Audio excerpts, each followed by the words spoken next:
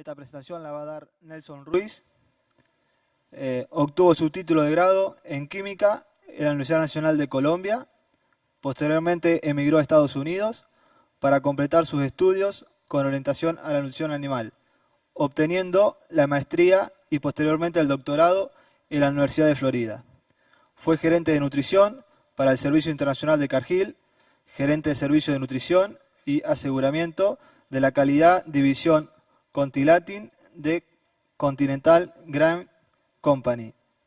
Actualmente se desempeña como director de Nelson Ruiz Nutrition, realizando trabajos de consultoría en nutrición de monogástricos, aseguramiento de la calidad de alimentos balanceados, investigación y solución de problemas de campo en aves, calidad de pasta, torta de soja y soja integral.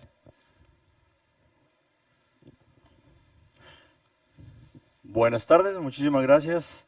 Muchísimas gracias al comité organizador del simposio por esta invitación. Y ayer tuve la oportunidad de hablar sobre inhibidores de tripsina en el caso de las aves. Hoy vamos a hablar acerca de cerdos y vamos a hablar también de factores. ¿Algo pasa aquí? Así.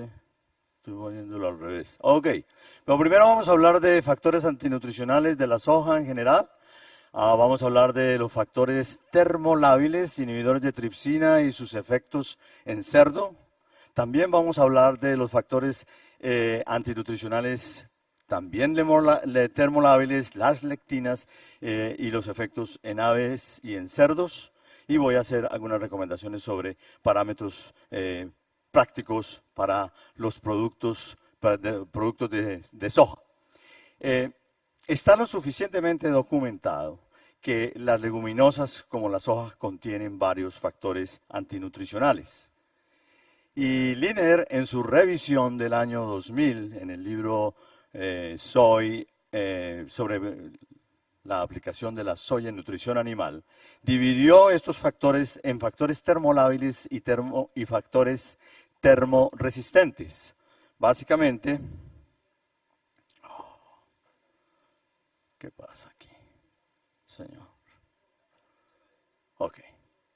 Entonces, los termolábiles, una larga lista de termoresistentes, y dentro de esos termoresistentes sabemos y estamos más informados de unos que de otros. Por ejemplo, tenemos más información y tenemos herramientas de trabajo para los polisacáridos no almidonados, para el fitato y para los betamananos. Hay tratamientos enzimáticos, hay enzimas que permiten trabajar con esos factores antinutricionales. Pero el foco de mi discusión va a ser en los termolábiles y específicamente en inhibidores de tripsina y lectinas.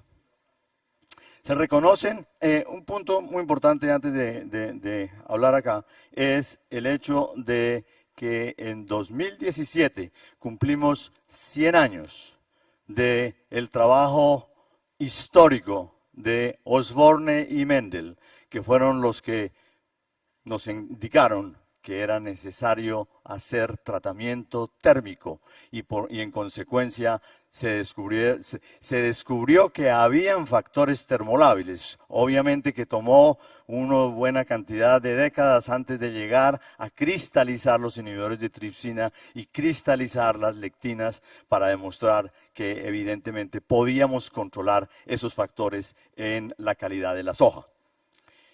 Se reconocen entonces dos inhibidores de tripsina, el de Kunitz, que fue cristalizado en 1945.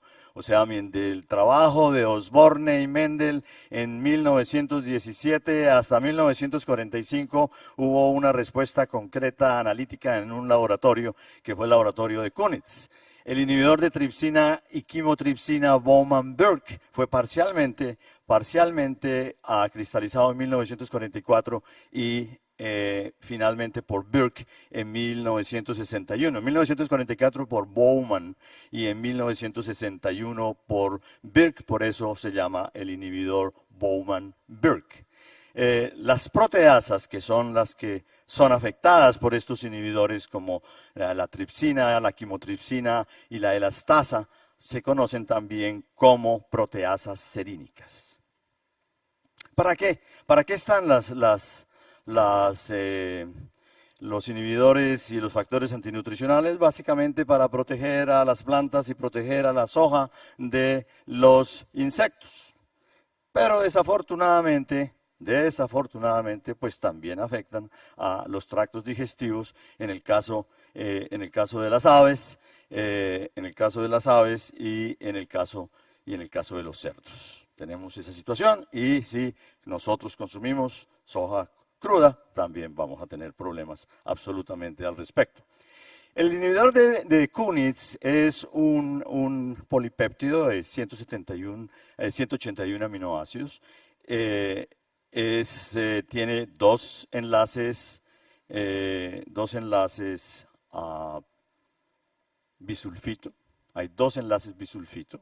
Y se une únicamente a la tripsina. El inhibidor de Kunitz inhibe únicamente tripsina. Sin embargo, aunque ocurra en un solo sitio, ocurre en el sitio entre los aminoácidos, perdón, aquí se saltó, ok, ocurre entre los aminoácidos arginina 63 en la posición 63 e isoleucina en la posición 64. De todas maneras, cuando eso ocurre, se estima que hay alrededor de 300 contactos atómicos que están ocurriendo y entonces esa inhibición es una captura total de la tripsina y esa tripsina no se vuelve a separar y en consecuencia termina en la excreta. Y ahora vemos los efectos, los estudios que se han hecho particularmente en cerdos, que sabemos más en cerdos que en aves, a pesar de que tengamos más problemas en aves que en cerdos.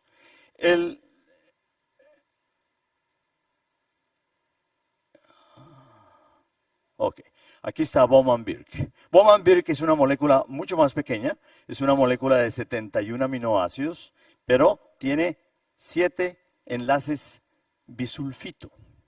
Y el Bowman-Birk, el inhibidor Bowman-Birk se une tanto a la quimotripsina como a la tripsina. Y algo muy importante, esta inhibición no es competitiva. Como no es competitiva, entonces ocurre en ambas proteasas. Tanto la quimotripsina como la tripsina son afectadas simultáneamente por el inhibidor Bowman-Birk. Bowman-Birk entonces es una molécula pequeña, es una molécula supremamente compacta, mucho más termorresistente que Kunz, y definitivamente que Kunitz, definitivamente es un punto muy importante. Sin embargo, paradójicamente, como las cosas en la naturaleza no son solamente blanco y negro, es importante tener en cuenta que ya a finales de los años 80 se descubrió que el Bowman-Birk tiene propiedades anticarcinogénicas y es una proteasa que tiene inclusive efectos y aplicación en el control del HIV en humanos. Entonces, lo estamos viendo desde el punto de vista digestivo, lo estamos viendo desde el punto de vista antinutricional, pero hay otras cosas interesantes en el Bowman-Birk. Los efectos de los inhibidores de tripsina en cerdos. Hay un trabajo en 1998 de Wageningen, del grupo de Krala, que se traduce a indigestibilidades ileales aparentes de proteína y aminoácidos y pérdidas endógenas de nitrógeno en cerdos alimentados con productos de soja y colza. Obviamente no vamos a mirar los de colza.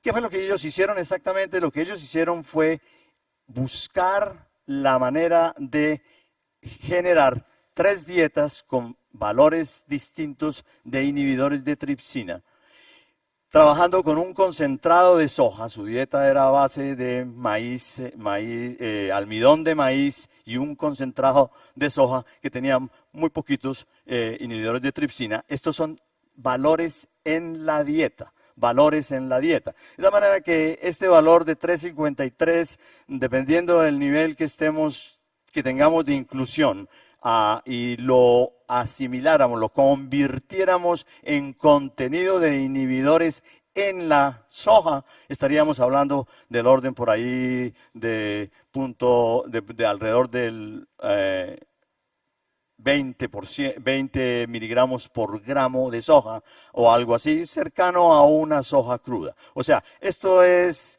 consistente con una soja prácticamente cruda, está con un valor intermedio. Y lo que ellos hicieron fue, aquí está, el valor de inhibidores de tripsina. Estos son los valores típicos de referencia en poroto crudo, Y ¿dónde estamos con relación al experimento? Estoy diciendo que este valor está alrededor de 20 y los inhibidores de tripsina en un poroto crudo están entre 20 y 40. Entonces, ese valor es consistente como si hubiera estado experimentando con un poroto crudo.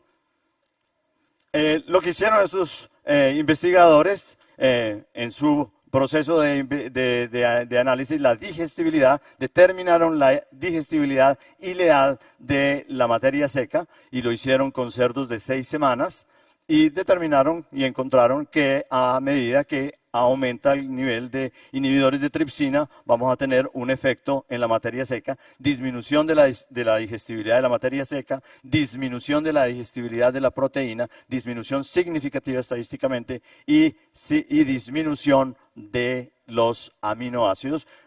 Varios aminoácidos están afectados, solamente me estoy refiriendo a 3 aminoácidos acá, lisina, triptofano y celeucina, donde en todos 3 hubo una disminución estadísticamente significativa de la digestibilidad. Ellos evaluaron también el flujo de materia seca ileal, expresada como gramos por kilogramo del consumo de materia seca, y los datos demuestran un efecto significativo de incremento del flujo de materia seca al final del ilio. Tenemos un contenido total de nitrógeno ileal, expresado en la misma forma como gramos por kilogramo de materia seca, en total aumento al final a la salida del ilion. Y el nitrógeno endógeno. El nitrógeno endógeno lo separaron, lo midieron utilizando nitrógeno 15, isótopo y nitrógeno 15. De tal manera que hay un periodo de preparación, un periodo preexperimental hasta generar una corriente a nivel del plasma, una medición estable del nitrógeno 15 y poder determinar cuál es nitrógeno endógeno y cuál es nitrógeno exógeno o nitrógeno de la dieta. Nitrógeno de la dieta también se aumentó. Esto es consistente con lo que en aves entendemos o llamamos presencia de alimentos sin digerir en el síndrome de tránsito rápido. Ojalá tuviéramos estos datos en aves. En aves tenemos muy pocos datos y en consecuencia lo que yo estoy diciendo sobre aves es especulativo. Pero yo tengo un cliente a quien le doy servicio técnico y asesoría, y ellos producen alimento de aves para terceros, que les avisan tan pronto hay problemas de tránsito rápido, pero ellos también tienen un negocio de ellos, específicamente de cerdos, y mi última conversación con ellos la semana pasada simplemente quería reconfirmarlo, lo que habíamos observado en situaciones previas. Cuando hay problemas de tránsito rápido en aves, con un lote específico de harina de soja o con poroto desactivado, hay problemas de diarrea en la granja de cerdos. De manera que cuando hago estas especulaciones, obviamente no puedo decir estos datos aplican con absoluta seguridad a aves, pero donde tenemos información realmente es en cerdos. Y esta presencia de este incremento de a la salida del íleon de alimento es básicamente alimento, obviamente alimento sin digerir. La digestibilidad verdadera finalmente resulta en una digestibilidad verdadera disminuida, como podríamos esperarlo. El siguiente trabajo fue hecho antes, también en Wageningen, en 1994, fue una tesis doctoral, y por un alemán, está en Holanda, pero lo hizo un alemán. Yo le digo Schulze, yo no sé cómo se pronunciará en alemán, pero Hagen Schulze hizo este trabajo. Los inhibidores de tripsina de la soya afectan el flujo de nitrógeno ileal endógeno y exógeno en cerdos.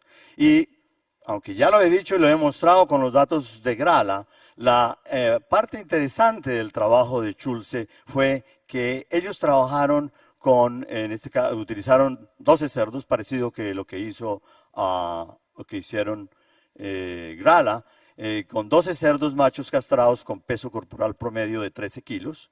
Utilizaron el nitrógeno 15, como ya lo he explicado, para diferenciar entre endógeno y exógeno.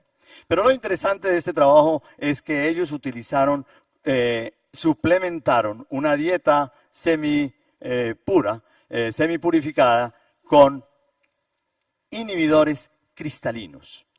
En el trabajo de Grala que presenté anteriormente, ahí de todas maneras está un poco confundido el efecto con las lectinas, porque no utilizaron soja y mezclas de soja cruda y soja procesada, o el concentrado de soja que tenía muy pocos niveles, por fortuna, de lectinas, pero en los otros dos tratamientos había un poco de lectinas. Aquí no hay lectinas. Este es un trabajo específicamente con inhibidores de tripsina puros.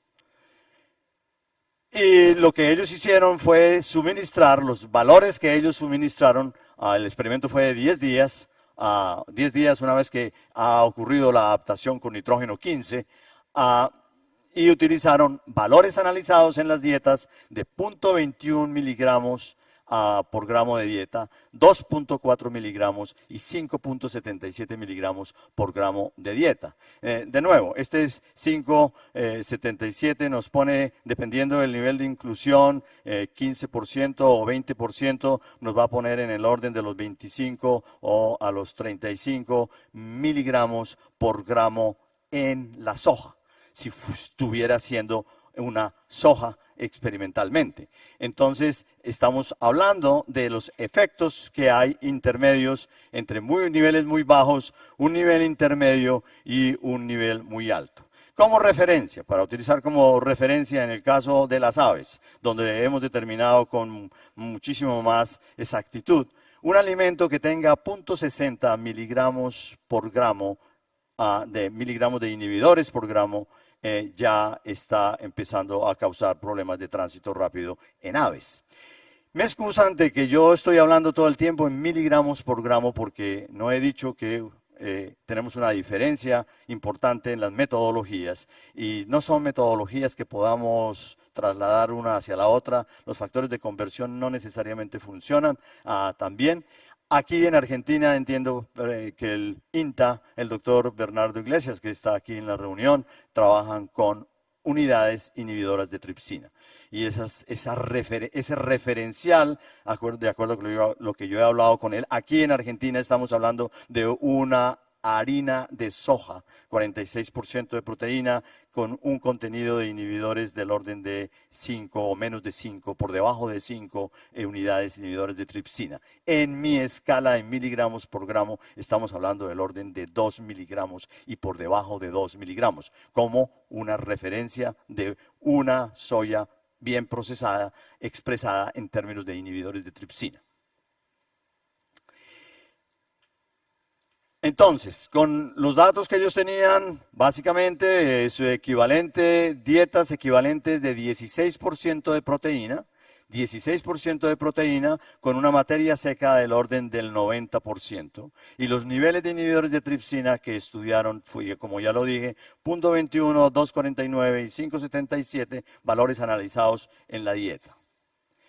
El flujo de materia seca, como en el estudio de Krala, el flujo de materia seca aumentó a medida que aumentaron los niveles de inhibidores de tripsina. El flujo de nitrógeno aumentó a medida que aumentaron los niveles de inhibidores de tripsina. La desaparición de nitrógeno disminuyó. Si disminuyó la desaparición de nitrógeno, eso quiere decir que la digestibilidad se afectó. Menor digestibilidad, menor desaparición significa menor digestibilidad. Flujo endógeno y flujo exógeno, ambos aumentaron. En ambos casos aumentaron y es básicamente una clara similitud con el trabajo de Grala, que fue hecho exactamente en el mismo laboratorio. Ahora, cuando vemos el efecto en el páncreas, en las aves, en las ratas, se puede demostrar claramente un efecto sobre el páncreas. Aumento del páncreas, hinchazón del páncreas como consecuencia de niveles de inhibidores de tripsina. No ocurre en cerdos, no ocurre en cerdos. Aún a los niveles de 5,77, equivalentes por allá, como ya dije, al orden de 25, 35 miligramos por gramo en una harina de soja, los pesos se mantuvieron y la actividad de la tripsina más bien tendió a disminuir al nivel más alto, indicando, dando una sugerencia o indicación de agotamiento del páncreas.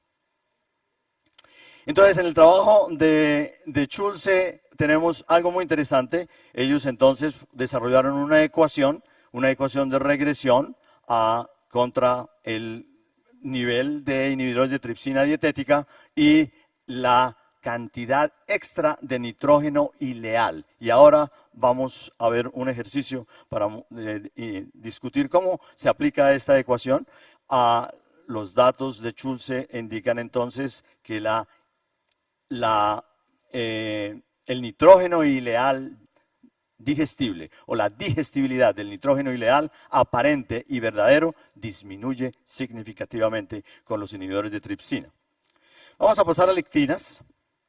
Las lectinas son glicoproteínas que ejercen su función antinutricional ligándose a superficies celulares vía oligosacáridos o glicopéptidos o glicolípidos. Los glicopéptidos y los glicolípidos también los llamamos glicoconjugados. Son glicolípidos o glicopéptidos y tanto los glicoconjugados enlazados en la membrana del glicocáliz como los glicoconjugados libres en la mucosa son objeto de las lectinas. No solamente los que están en las células, en las superficies de las células, sino también lo que esté como glicoproteína o como glicolípido en la dieta. Estas ligazones o enlaces pueden estar asociadas con una precipitación de los glicoconjugados de la mucosa y el daño al epitelio intestinal. Los inhibidores de tripsina inhiben y hacen que la tripsina y la quimotripsina salgan. En el caso de las lectinas, el efecto es en el tejido intestinal. Y hacen un daño ahí porque empiezan a cruzarse esas reacciones y esos enlaces o ligazones se empiezan a cruzar.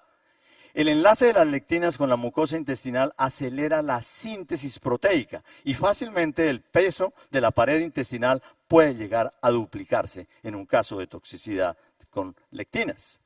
¿Cuáles son esa parte aminoácido que están involucrados? Bueno, los que sabemos nosotros que están ahí presentes, como la glucosa, la manosa, la galactosa, la fucosa, pero un particular interés por el N-acetilgalactosamina. Las lectinas son glicoproteínas tetraméricas que poseen afinidad específica por N-acetilgalactosamina y un poco menor de galactosa. Esto de ser tetraméricas quiere decir que tienen, en bioquímica llaman ese tipo de estructura, la estructura cuaternaria.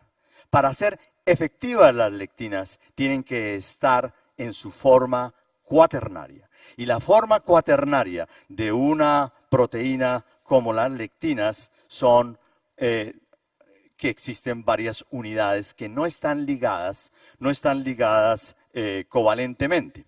Ahora hablamos un poquito sobre esa parte.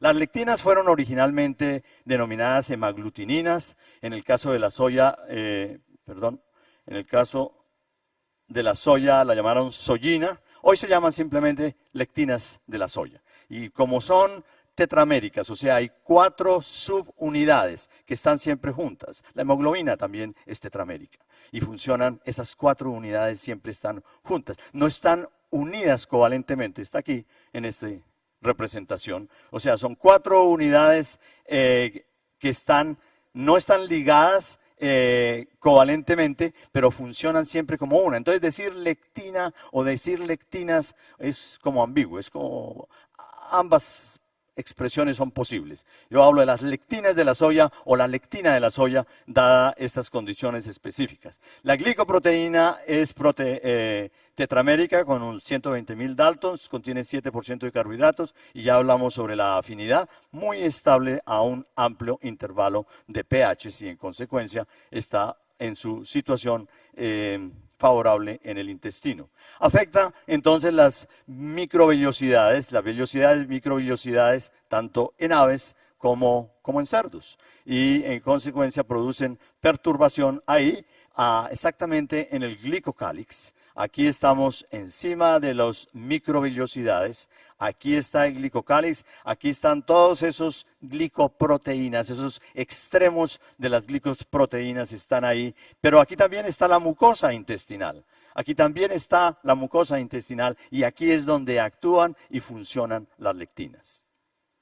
Esta es una representación de que hay lectinas también en bacterias y hay lectinas también en virus y que pueden entonces funcionar y atarse de esa manera a la pared intestinal. ¿Cuáles son los efectos en aves y en cerdos? Hay muy pocos trabajos en aves con relación a lectinas.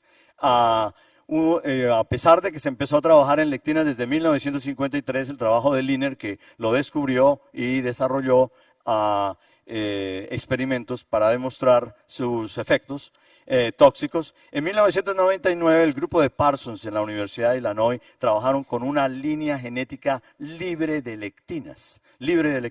Hicieron experimentos, es la evaluación nutricional de soya libre en lectinas que fue publicado en Poultry Science en 1999 y básicamente lo que ellos hicieron fue compararlo contra soya corriente para poder evaluar el efecto de las lectinas. Obviamente que tienen que hacerlo con soya cruda para poder tener el efecto de esas lectinas. Entonces, la soya corriente tiene lectinas y tiene inhibidores de tripsina.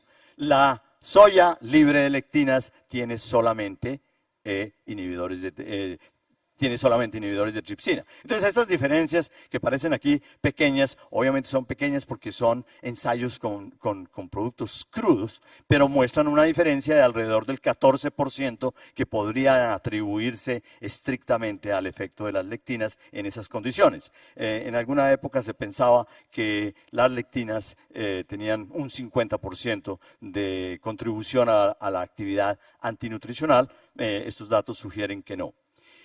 Schulze en Wageningen también hizo un trabajo muy similar al de inhibidores de tripsina, es parte de su disertación y básicamente lo que estudió fue el aumento de la secreción de nitrógeno por inclusión de lectina de la soja en las dietas de cerdos. Fue un esquema similar al de inhibidores de tripsina, o sea que trabajó con 12 cerdos machos castrados con un peso corporal de 13 kilos.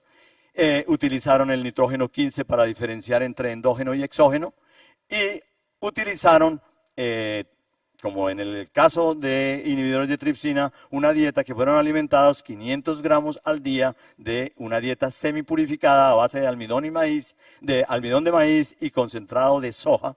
Y los suplementos aquí cristalinos, o sea, de lectinas puras, 160 miligramos y 960 miligramos por kilogramo. Aquí miramos en el referencial de poroto crudo y vamos a ver que las lectinas pueden estar entre 2.100 miligramos por kilogramo hasta variedades que pueden tener valores tan altos como 20.000 miligramos por kilogramo. Entonces, ¿dónde nos ubicamos realmente cuando vemos el tratamiento de ellos? 960 es equivalente a una inclusión. 15 minutos. A un nivel de inclusión de alrededor del 15%, estaríamos hablando de estas lectinas de 960 miligramos, alrededor de 4.000 miligramos por kilogramo, o sea que están en este intervalo de lo que sería una soja cruda, una harina de soja cruda. Vuelvo y repito el concepto tetramérico, y entonces cuando hacemos mediciones de lectinas es necesario medir dos tipos de lectina. Hay que medir las lectinas totales que están presentes y las lectinas funcionales. Las lectinas funcionales son las que están en la forma tetramérica, o sea que están las 4 unidades en la estructura cuaternaria que les corresponde para su actividad.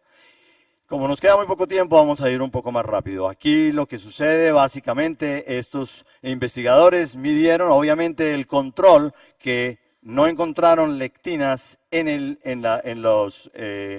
concentrado de soja que están utilizando. Había 0 lectinas, entonces todo lo que tiene que ver con el control está en 0. No hay detectable, no hay lectinas. Pero para los valores, estos son valores analizados de lo que ya añadieron y después analizaron en la dieta valores totales y valores funcionales. Y lo que encontramos acá es que a nivel del contenido gástrico hay presencia de lectinas totales y hay presencia de lectinas funcionales, lo cual quiere decir son detectables, las encontramos, están ahí.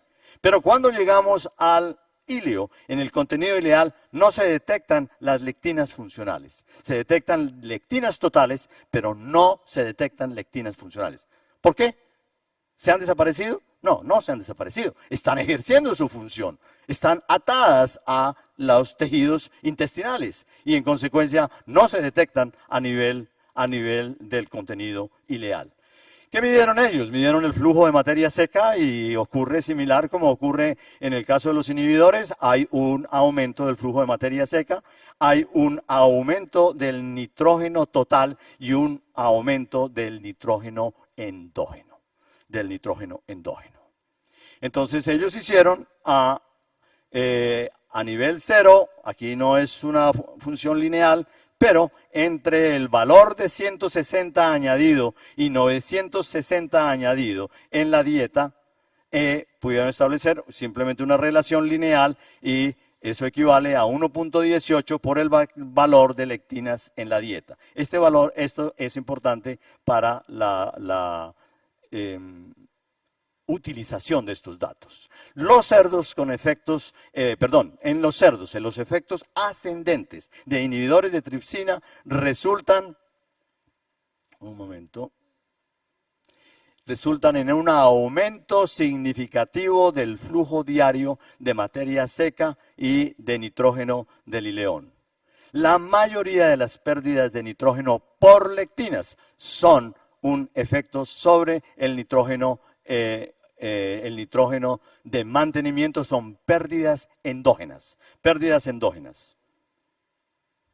Finalmente, los inhibidores de tripsina adicionalmente aumentan la cantidad de alimentos sin digerir al final del ileón. Aquí estoy haciendo conclusiones para lectinas y para inhibidores de tripsina. Y ese efecto de los inhibidores de tripsina que resulta en pérdida significativa de nitrógeno exógeno, es lo que yo he dicho, aparece como alimento sin digerir en quien lo observa cuidadosamente. Bueno, pero ¿para qué sirven estos datos? ¿Cuántos minutos me quedan? 10. Ok. ¿Para qué sirven estos datos? Hagamos un ejemplo. Miramos un ejemplo. Entonces tenemos una harina de soja típica que tiene 88% de materia seca, tiene 46 de proteína, 6.1 de fibra, extracto etéreo 1.5, ceniza 6.2, solubilidad en KOH 80% y tiene unos inhibidores de tripsina bajo control, por debajo de 2 miligramos por gramo, o lo que diría el doctor Bernardo Iglesias, por debajo de 5 unidades inhibidoras de tripsina por miligramo, con unas lectinas funcionales también bajas, de 240 miligramos por kilogramo. Y vamos a asumir que se va a utilizar al 20% de inclusión para alimentar cerdos de 15 kilos de peso corporal, en una dieta de 16% de proteína, 88% de materia seca y una cantidad suministrada de alimento de 600 gramos día. Con esos datos, entonces, podemos calcular, que el consumo diario de materia seca será de 528 gramos, que el consumo diario de proteína de 96 gramos, que el contenido de inhibidores de la dieta lo podemos expresar en 0.38 miligramos por gramo de dieta o 0.38 gramos por kilogramo de dieta, da lo mismo, simplemente que en la ecuación que vamos a utilizar está en gramos por kilogramo, y también podemos calcular el contenido de lectinas. ¿Qué hacemos con esos datos? Pues con estos datos podemos determinar, este es el nitrógeno de mantenimiento, está expresado en términos de nitrógeno de mantenimiento, gramos por día para esos cerdos a esa edad, en esas condiciones. La contribución, la necesidad de nitrógeno extra por concepto de los inhibidores de tripsina lo podemos calcular, y podemos calcular por concepto de las lectinas. Cuando comparamos contra el requerimiento de mantenimiento, simplemente sumamos estos dos valores, y estos dos valores nos dicen que hay 17% de aumento en el nitrógeno de mantenimiento. Ese es el efecto de tener inhibidores de tripsina y tener lectinas en soja, y una soja de buena calidad. Eso es utilizando las ecuaciones que están en el dominio público.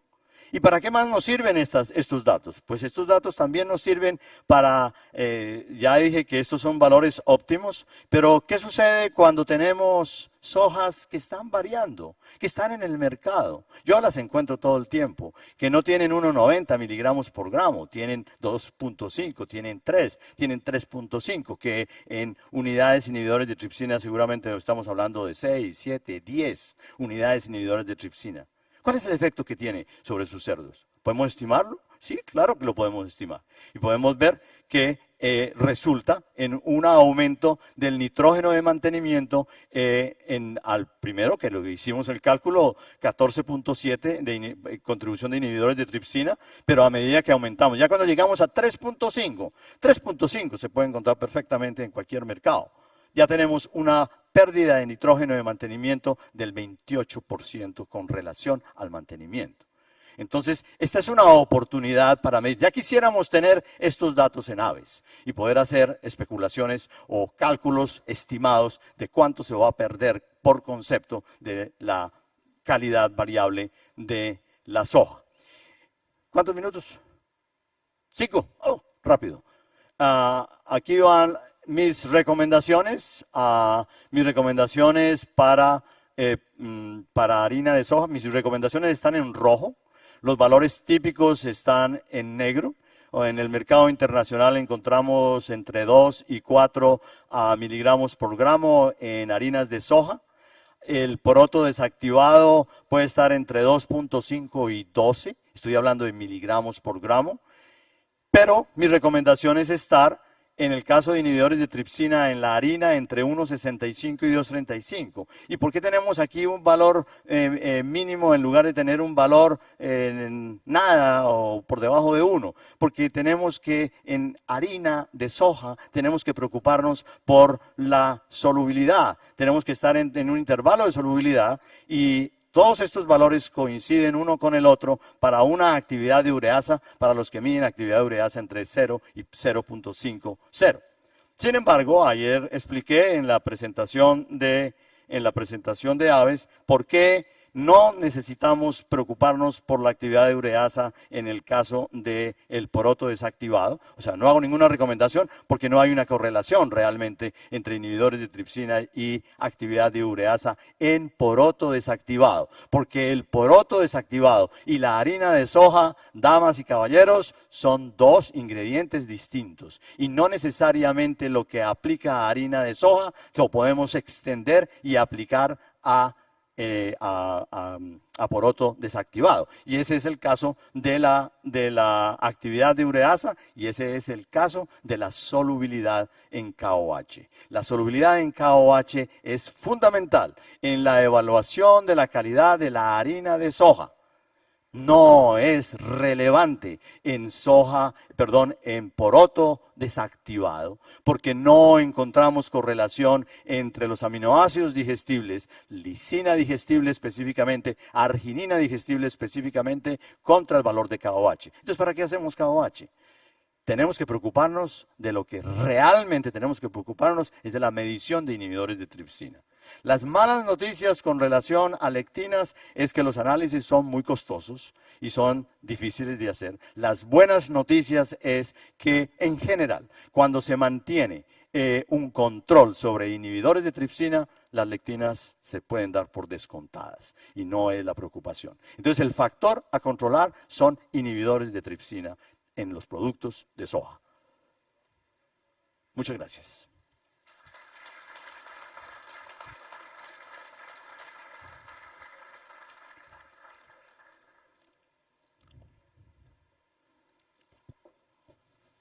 Bueno, muy buena presentación.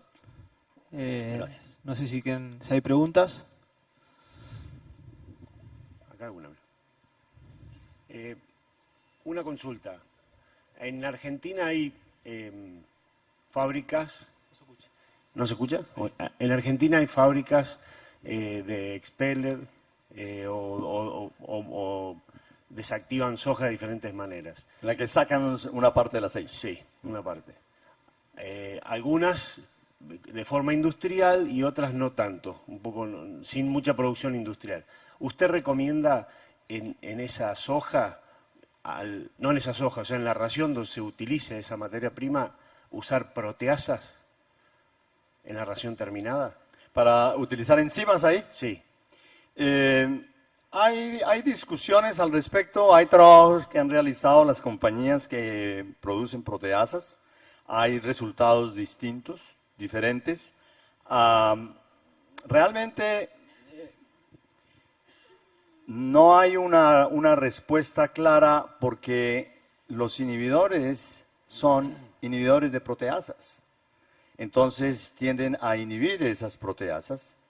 Pero también hay datos que sugieren que a niveles altos de esas proteasas, más allá de los valores recomendados comercialmente, son efectivas y pueden ser utilizadas.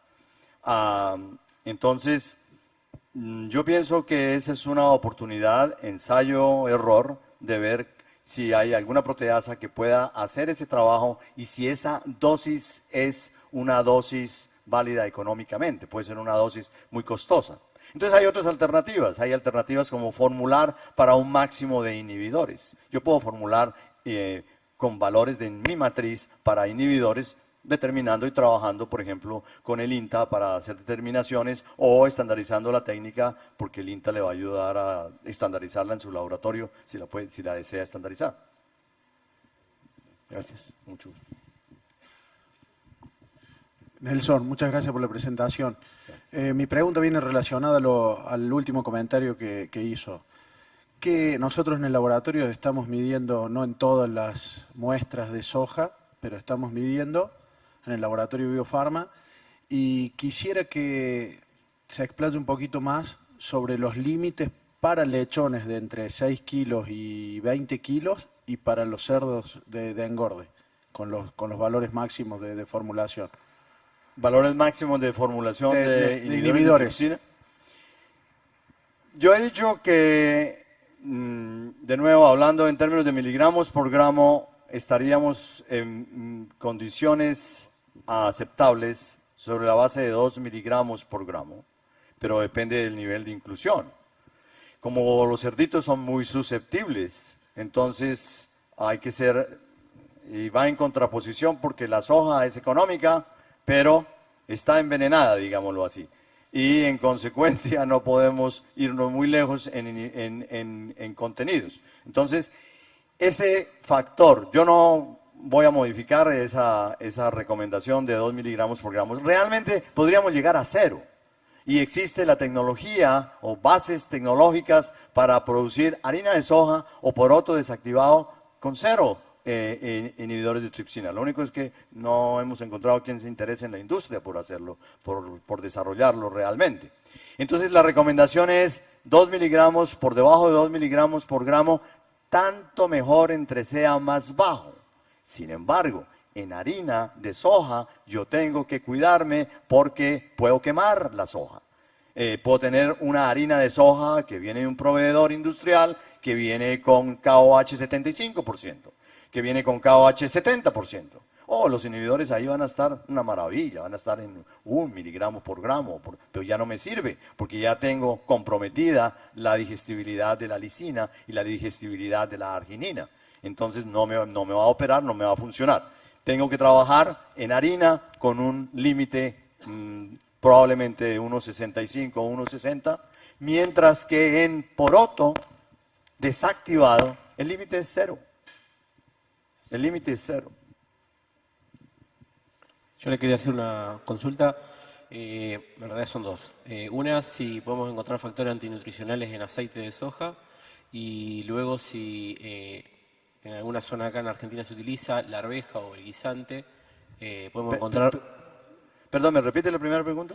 Si podemos encontrar factores antinutricionales en el aceite de soja... En el aceite. No, absolutamente no. No. Bien, son libres.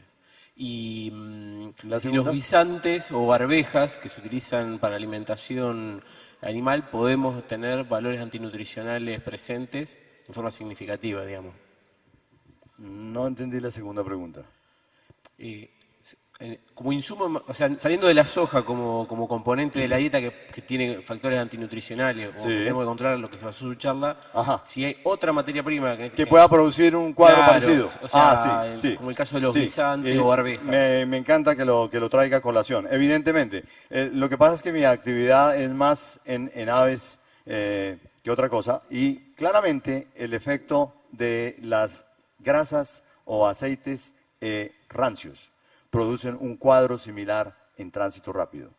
Y es importante anotarlo porque cuando hay que afrontar ese problema en el campo y uno llega a la granja y en la granja sale, en muchos lugares de América Latina sale el galponero.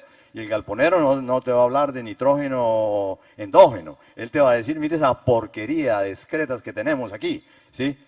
Esas relaciones, cuando hay sobre todo publicaciones sobre antioxidantes, por ejemplo, nadie habla de las excretas, nadie dice cómo se ven las excretas.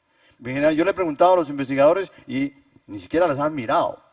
De tal manera que esa relación es importante. Si yo veo un problema de alimentos sin digerir y desprendimiento de mucosa, en el caso de aves, o en el caso de diarreas en cerdos, vale la pena preguntar qué clase de grasa está usando, qué estándares, qué mediciones hay ahí, o alternativamente va a ser soja. En mi experiencia, en el caso de aves, veo 90%, 95% de los casos tienen que ver es con soja. Gracias. Hay otra pregunta. Sí, doctor. Una consulta que no me quedó claro. Cuando usted habla de harina de soja solvente y por otro lado habla de poroto de soja desactivado. Dos cosas distintas. Dos cosas distintas, estamos de acuerdo, y entendí que no aplica, digamos, la medición de actividad ureásica en poroto desactivado. Nosotros acá es muy habitual el uso de un proceso que es la extrusión. Sí. O sea, no es solvente, no es poroto desactivado, es soja desactivada por extrusión y posterior prensado. Vapor. No vapor, extrusión en seco. Extrusión seca. Seco. Ok. Extrusión seca. En ese caso, ¿aplica el sistema de medición por actividad ureásica? ¿No aplica? ¿En qué lugar lo ponemos? En los datos que yo presenté ayer, nosotros tenemos una investigación que desarrollamos desde finales de los 90 en la que comparamos, todos mis datos son comerciales. Todos mis datos son comerciales. Yo trabajo, mi actividad es comercial, es en el campo. Entonces, con dos desactivadores, uno era un tambor seco y otro era extrusión húmeda. Y ahí no tuvimos datos sobre realmente actividad de ureasa que favoreciera la correlación. Pero los trabajos más recientes que hemos hecho es tomamos una base de datos de 138 muestras que llegan al laboratorio con el que yo trabajo. Y esas 138 muestras están representando 138 lotes de producciones por desactivación por vapor, desactivación por calor, desactivación hay otra ahí. Extrusión. Por extrusión húmeda. Esos tres estaban representados en esos 138 y la correlación es básicamente cero entre ureasa e inhibidores. Ahora, pudimos hacer también el seguimiento a un grupo de muestras, de 20 muestras que correspondieron a 20 lotes de una compañía que tiene dos equipos de distinta tecnología. Uno era tratamiento por vapor y el otro es por extrusión húmeda. Y en esos dos sistemas pudimos determinar los valores de ureasa y los valores de inhibidores. Las ureasas en ambos procedimientos son bajas y estadísticamente no fueron significativamente distintas. Sin embargo, en un proceso los inhibidores de tripsina resultaron 3 veces más arriba que en el otro. Entonces, no hay evidencia que podamos utilizar confiablemente ureasa en poroto desactivado por distintos métodos. Ahora, en el caso, usted tiene un equipo, ¿verdad? Y ese equipo es el con el que trabaja y es el único equipo que utiliza, ¿para qué? ¿Para la venta o para aves? No, cerdos. en mis clientes tienen equipos y los proveedores de mis clientes tienen equipos de extrusión. Es muy habitual acá el uso de extrusión y prensado. Creo que es después de soja, harina solvente, o no sé cuál de los dos estaría primero en el uso, pero está prácticamente mitad y mitad. Lo que es harina y lo que es extrusión y prensado, sí, que aquí se llama expeller. Ok, expeller, correcto. Pero una compañía que tiene su equipo, que puede manipularlo, lo que yo le estoy diciendo es, use como referencial inhibidores, mida sus inhibidores. Esos son los factores antinutricionales que puede medir y esos son los reales. Ureasa es una medición indirecta. Si manipula su proceso a tal punto que puede poner bajo control sus inhibidores y sabe y lo puede hacer reproducible hoy, mañana y pasado mañana, y con un operario y con otra operaria y con otro, puede producir siempre un intervalo aceptable de inhibidores de tripsina, es posible que ureasa sirva ahí, porque yo tengo un proceso muy definido. Pero entre sistemas y laboratorios que le llegan muestras y dicen, hágame el valor de ureasa, y el valor de ureasa, eso corresponde a tanto de inhibidores, no es verdad, no ocurre. En harina de soja, sí, porque el proceso de la harina de soja es un proceso muy estable y muy reproducible, que tiene un paso de laminado y que tiene un paso de desolventizador, tostador, y todas las plantas, créame, todas las plantas por solvente son así, en la India y en Argentina y en Estados Unidos y en todas partes. De tal manera que cuando tomamos bases de datos, grupos de datos de distintas plantas, de distintos lugares y analizamos ureasa y analizamos inhibidores, encontramos 0.95 de correlación. ¿Sí? Un problema de proceso. El proceso del poroto y el proceso de la harina de soja son dos procesos totalmente distintos. Bueno, muchas gracias. Un fuerte aplauso. Muchas gracias. Muy amable.